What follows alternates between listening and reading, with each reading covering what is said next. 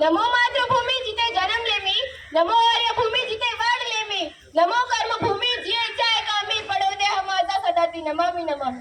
Good morning to all of you. माझे नाव मरियम मौला शेख आहे. मी अलिबाग नगर परिषद उर्दू हायस्कूल इयत्ता 10वी ची विद्यार्थिनी आहे.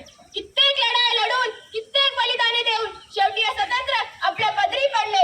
26 जानेवारी भारताचा प्रजासत्ताक दिन. सुमारे 150 वर्ष गुलामगिरीची चादर ओढून गुदमरलेल्या श्वासाला मोकळी हवा मिळाली. परंतु देशाकडे स्वतःचे संविधान नव्हते. फुलांची कहाणी वसंताने लिहिली, फुलांची कहाणी वसंताने लिहिली, रात्रीची कहाणी ताऱ्याने लिहिली. आम्ही नाही कोणाचे गुलाम, कारण आमच्या संविधानाची कहाणी बाबासाहेबांनी लिहिली. या स्वतंत्र भारताचा स्वतंत्र शब्दाचा अर्थ फक्त तीच व्यक्ती समजू शकते ज्यांनी परतंत्र गुलामगिरी पाहिली असेल. आपण सर्वजण तर खूपच नशीबवान आहोत की या स्वतंत्र भारतात जन्मलो. मित्रांनो, भारत, इंडिया, हिंदुस्तान ही नावे फक्त तोंडावर जरी आली ना तरी आपल्या रक्तात सळसळायला लागतं. किसी ने खूब कहा है कि हम अपने जान के दुश्मन को भी अपनी जान कहते हैं. किसी ने खूब कहा है कि हम अपने जान के दुश्मन को भी अपनी जान कहते हैं.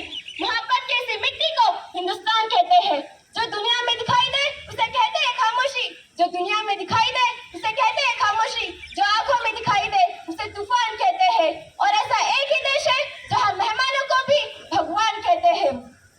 मित्रांनो, भारताला न सोन्याची चिडिया म्हटलं जात होतं. का बरं? कारण भारतासारख्या समृद्ध शेती प्रधान, कृषी प्रधान देश त्या काळी कुठेही नव्हता. 1857 ला सुरू झालेला स्वतंत्र संग्राम शेवटी 15 ऑगस्ट 1947 ला शांत झाला. 26 जानेवारी 1950 ला प्रजासत्ताक झाला. पण तुम्हाला माहित आहे, स्वतंत्र झाला तरी तो फक्त इंग्रजांपासून, धर्म भेद जाती भेदापासून नाही. मित्रांनो, डॉक्टर बाबासाहेब आंबेडकर, महात्मा फुले, जवाहरलाल नेहरू, अशफाकुल्ला खान यासारख्या नेत्यांनी खूप प्रयत्न केले स्वतंत्र भारताला स्वराज्यात बदलण्यासाठी. पण खंत एकच, अजूनही तो स्वप्नातला भारत दिसत नाही. देश को स्वतंत्र करने के लिए जिस दिन सुभाष ने बर्मा में जाकर मांगी कुर्बानी थी, देश को स्वतंत्र करने के लिए जिस दिन सुभाष ने बर्मा में जाकर मांगी कुर्बानी थी, कहा था आजादी के खातिर बलिदान तुम्हें करना होगा. बहुत जी चुके जग में, बहुत जी चुके जग में, पर आगे तुम्हें बढ़ना होगा. आजादी का संग्राम कहीं पैसों पर खेला जाता है, ये शीश कटाने का सौदा नंगे सर खेला जाता है. बोले सुभाष, वो आगे आए जिसके तन में भारतीय खून बहता है, वो आगे आए जो खून से हस्ताक्षर करता हो.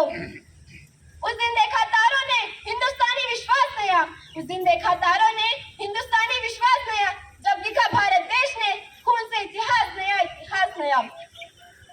मित्रांनो, स्वतंत्र भारताला स्वराज्यात बदलण्यासाठी पण खंत एकच, अजूनही तो स्वप्नातला भारत दिसत नाही. मित्रांनो, ज्या दिवशी या देशाची युवा पिढी सुसज्ज होईल त्या दिवशी खऱ्या अर्थाने आपला भारत देश प्रजासत्ताक